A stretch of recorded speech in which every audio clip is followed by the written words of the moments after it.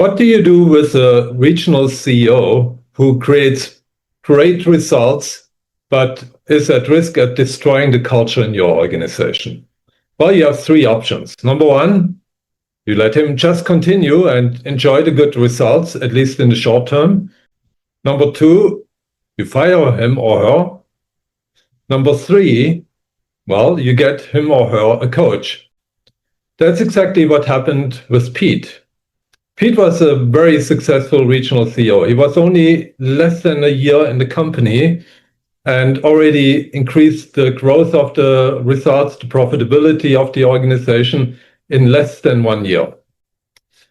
At the same time, his top leader, who is the global CEO, as well as the board of directors, got a lot of complaints from his peers, from his direct reports, that he is a leader with a very short fuse, that he would get angry very easily, that he would shout at people, something the top management really didn't want to see in this organization to be part of the culture. At the same time, they still wanted to give him a chance because the results were so great. So what did they do? Number three, they got him a coach. So when I met Pete for the first time, it was still a chemistry check meeting, so I was not yet officially engaged as his coach. I already saw that his whole demeanor was unusual. I met him for the first time, mind you, and he would be quite arrogant. He would kind of hang in his chair as if he's at home, while he was actually at my office. He would try to test me if I would get out of my shape or if I would lose it. But of course, it's not the first time that I deal with leaders like that. And you may think this person is overconfident, arrogant, but actually, if you dig deeper, you will know that he has actually issues with his self-esteem. Already in our first meeting, and again, I was not yet hired as his coach, I seemed to manage to get his trust, and he shared with me about a quite horrendous childhood story. When Pete was 5 years old, he was adopted, and his adoptive parents believed that they can't have children, so they adopted him. Now, a few months after the adoption, Pete was at their place. The adoptive mother became pregnant unexpectedly, and the adoptive father said to Peter, well, if this turns out to be a boy, we're going to kick you out. Quite horrible to say something like this to a 5-year-old kid that just got adopted. Anyway, it turned out to be a girl, so he did not get kicked out. But believe it or not, the same mother got another 4 times pregnant. And every single time the father repeated the same thing. If this turns out to be a boy, we're going to kick you out. But every time it was a girl. So they got a total of 5 girls, never a boy. But of course, you can imagine if that happens to you at an age from about 5 to 12 years, that leaves quite some trauma on you. And indeed, Pete did get therapy from a professional therapist. And that apparently helped him to at least forgive his adoptive father, not to hold such a strong anger anymore. At the same time, it seems it still impacted his leadership behaviors in the role as a regional CEO. Now, one positive thing about this whole terrible situation that he went through as a kid was actually that because he continuously felt threatened to be kicked out in his childhood mind, he thought, if I'm the best student, then maybe if I get kicked out, another family will adopt me still. So he worked really hard in school. He made sure he's by far the best student, and he was. And you could tell even after so many years later, he was a super smart guy, very, very intelligent, very sharp, very fast thinker. I don't know what his IQ was, but I would imagine really high. However, on the other hand, these short fuse issues, this shouting at people, this arrogant attitude, I'm pretty certain was still something left over from his childhood trauma. Now, in coaching, we are not therapists, and I'm not a trained therapist either. I know a few things about psychology, but I'm definitely not a qualified therapist. So I had to ask myself, should I even take on this coaching assignment? Now, the best way to know whether I should or should not take on a coaching assignment is by testing it. Have a few sessions, see if you make good progress, or is, despite a really good effort of the coachee, do we still not move forward? Now, the good news was Pete was actually quite motivated to succeed in the coaching because he was clearly told if he can't change, then he will lose his job, he will get fired, and he would need to find another job like this, which wouldn't have been that easy at that time in the same location, in the same industry, because there are probably only about two handful of jobs available in the whole country. So very likely it would have meant to relocate again. And his wife actually just settled down, liked a new place, and really didn't want to move. And he also didn't want to move. So he gave it really his best shot. Now, the good news is we achieved what we set out to achieve, but let's dig a bit deeper. What was actually the issue? So in Pete's case, I mentioned already his self-esteem had an issue. And we measured that with Harrison assessments. And indeed, his self-acceptance was super low. On a scale from 2 to 10, his score was only 2.8. Whereas his self-improvement, which is the paradoxical opposite trait, was actually super high. It was 9.7 out of 10. So that leads to a highly self-critical tendency. And that has all sorts of spin-off effects. One of them, for example, that people tend to get easily burned out because they put a lot of pressure on himself. And in his case, also his emotional self-management was not very good at all. Remember, he would get angry really quickly. That's a clear sign that emotional self-management was not his strength. Moreover, the way he communicated was actually quite terrible, and we could see that also in his assessment, that he had a very blunt communication style. Now, for some people, that is okay. They have a high tolerance of bluntness and they are not having any problem. However, a lot of other people feel offended, feel attacked, either avoid him or fight back or whatever it is. And just to give you one example how this whole thing played out. He was working on a new initiative that he was not sure is going to work. He also knew that his boss is not very risk embracing, and he knew that if his boss would know about this initiative, he would kill it immediately, say, forget it, it's never going to work, let's not do it, let's not waste our time. So he knew that.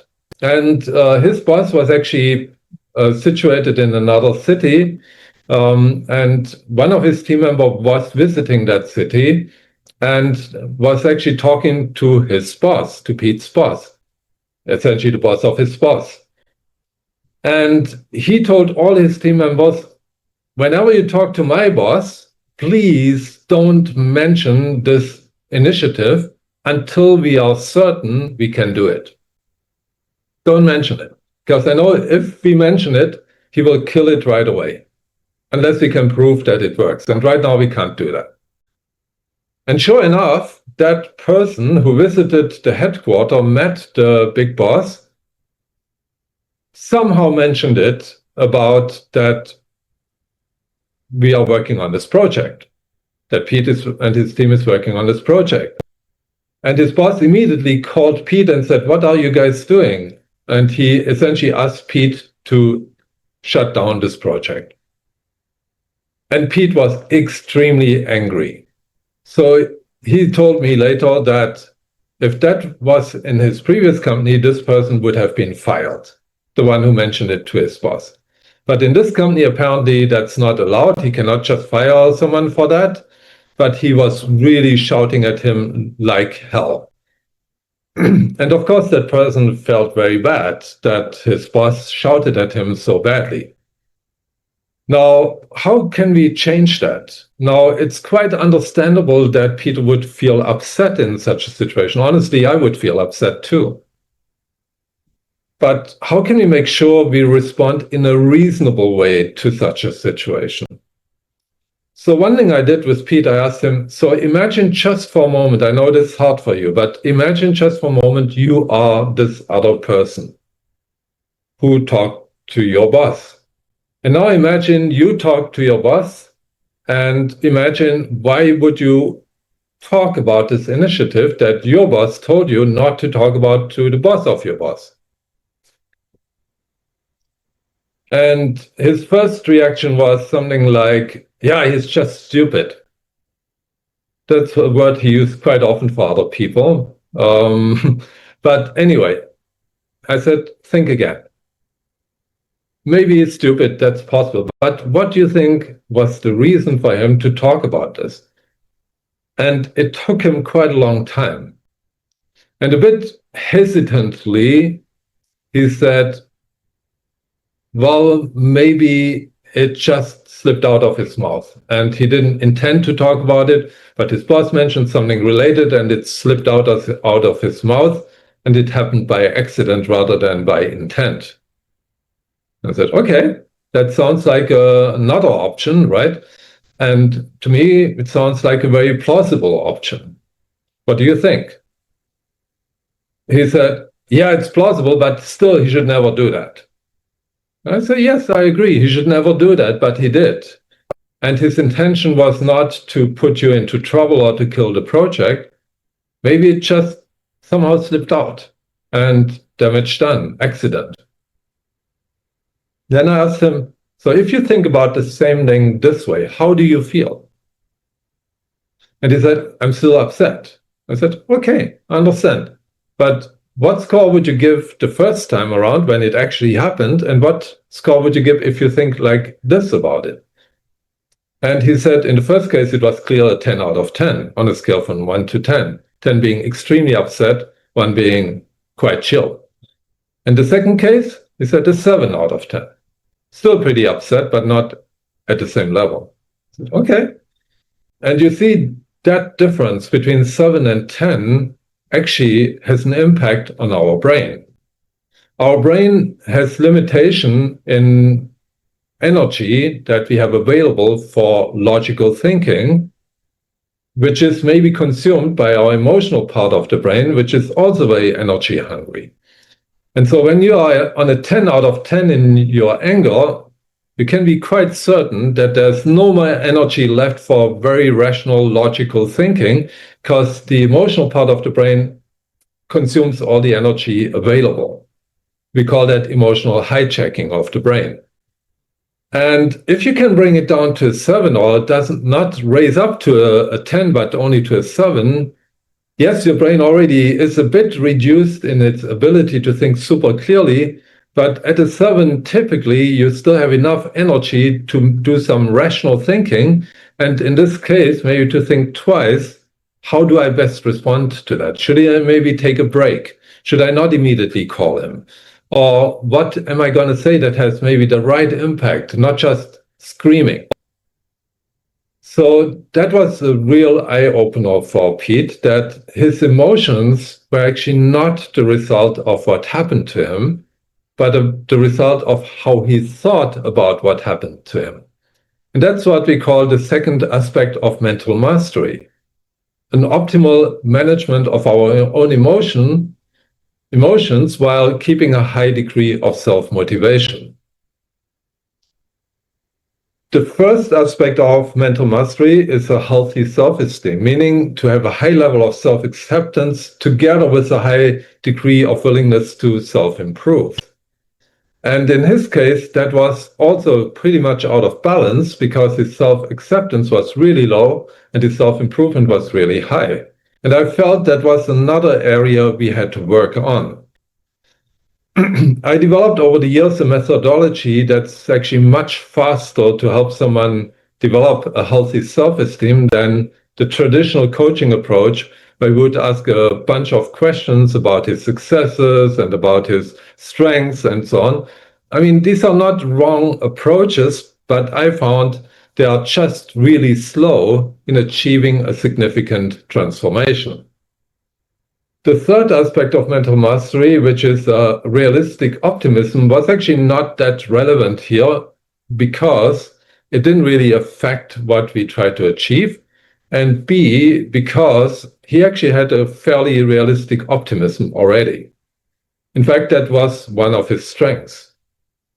So to summarize, if someone has a really short fuse, there's often more to it than just emotional self-management.